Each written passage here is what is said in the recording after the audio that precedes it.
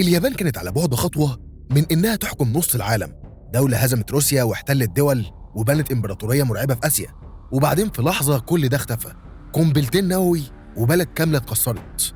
من ساعتها اليابان عملت قرار غريب جدا، تبطل تكون قوة عظمى، مش لأنها مش قادرة، لكن لأنها شافت التمن.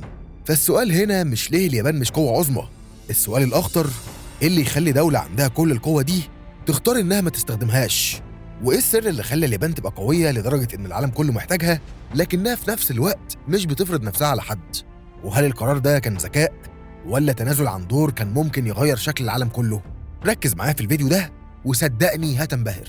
بس الأول ما تنساش تعمل لايك، تشترك في القناة وتفعل الجرس علشان الحلقات الجاية هتكون أقوى.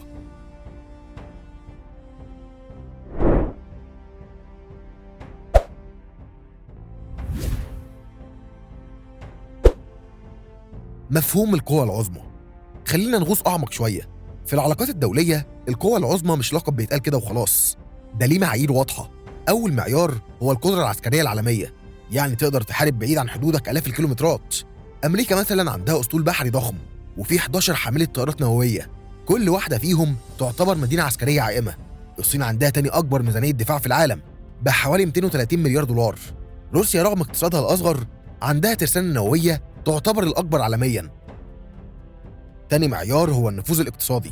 الدولار الأمريكي بيستخدم في أكتر من 80% من التجارة العالمية، ده معناه إن أي دولة عايزة تشتري بترول أو تعمل تجارة دولية غالباً لازم تستخدم الدولار. اليابان هنا عندها مشكلة، لأن الين الياباني مش بنفس القوة، رغم إنه من العملات الرئيسية لكنه مش بيسيطر على النظام المالي العالمي. تالت معيار هو النفوذ السياسي.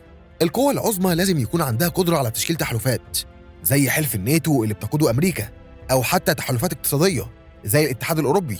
اليابان عضو في تحالفات لكنها مش القائد فيها. خلينا اديك مثال بسيط. لما أمريكا قررت تغزو العراق في 2003 قدرت تجمع تحالف دولي وفعلا نفذت العملية. اليابان في نفس الوقت أقصى حاجة قدرت تعملها إنها تبعت دعم لوجستي غير قتالي. الفرق هنا مش في الفلوس، الفرق في القدرة على اتخاذ القرار. كمان في حاجة اسمها القوة الناعمة، ودي اليابان متفوقة فيها جدا. الأنمي الياباني لوحده بيحقق مليارات الدولارات سنويا، وسلاسل زي بوكيمون تعتبر من أنجح المنتجات الثقافية في التاريخ بإيرادات تجاوزت 100 مليار دولار. لكن القوة الناعمة لوحدها مش كفاية تخليك قوة عظمى، لازم يكون معاها قوة صلبة عسكرية وسياسية. التحول بعد الحرب العالمية الثانية. نرجع بقى للحظة المفصلية. اليابان قبل 1945 كانت دولة مختلفة تماماً. كانت بتصرف حوالي 30% من ميزانيتها على الجيش، وكان عندها طموح إنها تسيطر على آسيا بالكامل. الحرب الصينية اليابانية الثانية لوحدها تسببت في مقتل ملايين، ومذبحة نانجيانج سنة 1937 راح ضحيتها حوالي 3000 مدني حسب تقديرات تاريخية. لكن لما أمريكا ضربت هيروشيما وناجازاكي العالم كله اتغير. القنبلة الأولانية قتلت حوالي 140 ألف شخص في هيروشيما، والتانية حوالي 70 ألف في ناجازاكي. لأول مرة في التاريخ دولة تتحطم بالشكل ده في ثواني. بعد الاستسلام اليابان دخلت فترة احتلال أمريكي واستمرت لحد 1952. الجنرال ماك أرثر بدأ سلسلة إصلاحات ضخمة، تفكيك الشركات الاحتكارية، الزايباتسو، توزيع الأراضي على الفلاحين، وإعطاء المرأة حق التصويت لأول مرة. لكن أهم حاجة كانت الدستور الجديد. المادة 9 كانت نقطة تحول تاريخية، لأنها مش بس منعت الحرب لكنها خلت اليابان تعيد تعريف نفسها. بدل ما تبقى دولة عسكرية بقت دولة اقتصادية. خليني أحكي لك قصة صغيرة. في الخمسينات اليابان كانت لسه بتتعافى، وكان في جدل كبير، هل هنرجع نبني جيش قوي ولا نركز على الاقتصاد؟ القرار اللي اتخذ وقتها كان هو التركيز على الاقتصاد، وده اللي خلق المعجزة اللي شفناها بعد كده، القيود العسكرية. دلوقتي ندخل في واحدة من أهم العقد في الموضوع كله، الجيش الياباني. على الورق اليابان عندها قوة عسكرية محترمة جدا. قوات الدفاع الذاتي اليابانية عددها حوالي 250 ألف جندي، وعندهم تكنولوجيا متقدمة جدا زي المدمرات البحرية من فئة إيزومو اللي بتشبه حملات الطائرات، وأنظمة دفاع صاروخي متطورة جدا. ميزانية الدفاع اليابانية وصلت لحوالي 50 مليار دولار في 2023، وده رقم يخليها ضمن أكبر 10 دول في العالم من حيث الإنفاق العسكري. لكن هنا المفارقة الكبيرة، القوة دي مقيدة، يعني ببساطة اليابان عندها سلاح بس مش حرة تستخدمه زي ما هي عايزة. أي عملية عسكرية خارجية لازم تكون دفاعية أو ضمن تحالف، وغالباً تحت مظلة أمريكية. حتى فكرة امتلاك صواريخ بعيدة المدى كانت مسار جدل كبير داخل البرلمان الياباني. خلينا نقارن.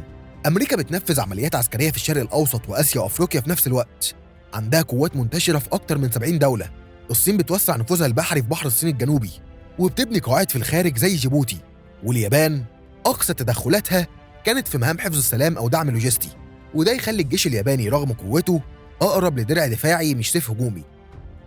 القوة موجودة، لكن الإرادة السياسية والدستورية لاستخدامها محدودة جدا. الاعتماد على أمريكا. نخش بقى على نقطة حساسة جدا، العلاقة مع أمريكا. اليابان وأمريكا مرتبطين بمعاهدة أمنية من سنة 1951 وتم تحديثها سنة 1960. المعاهدة دي بتقول ببساطة إن أمريكا هتحمي اليابان في حالة أي تهديد خارجي. في المقابل اليابان سمحت بوجود قواعد عسكرية أمريكية على أرضها. في جزيرة أوكيناوا لوحدها في حوالي 30 ألف جندي أمريكي، وإجمالي القوات الأمريكية في اليابان بيقرب من 54 ألف. ده معناه إيه؟ معناه إن اليابان عندها مظلة حماية جاهزة بما فيها الردع النووي. ودي نقطة مهمة جدا، لأن اليابان تقنياً تقدر تصنع سلاح نووي في وقت قصير جدا، وده لأنها تمتلك تكنولوجيا نووية متقدمة. لكنها قررت ما تعملش كده وتعتمد على أمريكا. بس الاعتماد ده ليه تمن. اليابان في أوقات كتير لازم توازن قراراتها السياسية مع الموقف الأمريكي. يعني مثلا في العقوبات على روسيا أو في التوترات مع الصين، اليابان غالبا بتمشي في نفس اتجاه أمريكا. وده بيطرح سؤال مهم، هل ينفع تبقى قوة عظمى وانت معتمد على دولة تانية في أمنك؟ الإجابة غالبا لا. المعجزة الاقتصادية. هنا بقى ندخل على الجزء اللي اليابان فعلا أبدعت فيه. من الخمسينات للثمانينات اليابان عملت حاجة شبه مستحيل. الاقتصاد كان بينمو بمعدلات وصلت ل 10% سنويا، وده رقم ضخم جدا. خلينا أحكي لك قصة تويوتا. بعد الحرب الشركة كانت على وشك الإفلاس. في 1950 مبيعاتها كانت ضعيفة جدا وكانت بتعاني من مشاكل مالية، لكن مع تطوير نظام الإنتاج في الوقت المناسب جاست إن تايم قدرت تقلل الهدر وترفع الكفاءة بشكل غير مسبوق. النظام ده بقى نموذج عالمي بعد كده. في 2023 تويوتا باعت أكتر من 11 مليون سيارة، وده خلاها أكبر شركة سيارات في العالم. نفس الكلام حصل مع سوني اللي بدأت كشركة صغيرة وابتكرت أجهزة زي الووكمان وغيرت شكل صناعة الموسيقى. اليابان كمان استثمرت بشكل ضخم في التعليم. نسبة التعليم الجامعي ارتفعت بشكل كبير، والإنفاق على البحث والتطوير وصل لأكتر من 3% من الناتج المحلي، وده من أعلى المعدلات عالمياً. لكن كل النجاح ده كان اقتصادي. اليابان ركزت على إنها تبقى مصنع العالم مش شرطة العالم. الثقافة المجتمعية. المجتمع الياباني ليه دور كبير جدا في تحديد اتجاه الدولة. بعد الحرب فكرة السلام بقت جزء من الهوية الوطنية. استطلاعات الرأي بتوضح إن نسبة كبيرة من اليابانيين ضد أي تغيير جذري في السياسة العسكرية. في 2022 مثلا لما الحكومة اقترحت زيادة الإنفاق العسكري كان في جدل كبير واعتراضات من قطاعات واسعة. الناس هناك شايفة إن الاستقرار أهم من القوة العسكرية. كمان ثقافة العمل الجماعي والانضباط بيخلي التركيز الأكبر على الإنتاج والتطوير مش الصراع. الياباني بيقيس نجاحه بقد إيه بيطور نفسه ومجتمعه، مش بقد إيه دولته مسيطرة على غيرها. نقص الموارد. اليابان عندها مشكلة جغرافية واضحة، الموارد.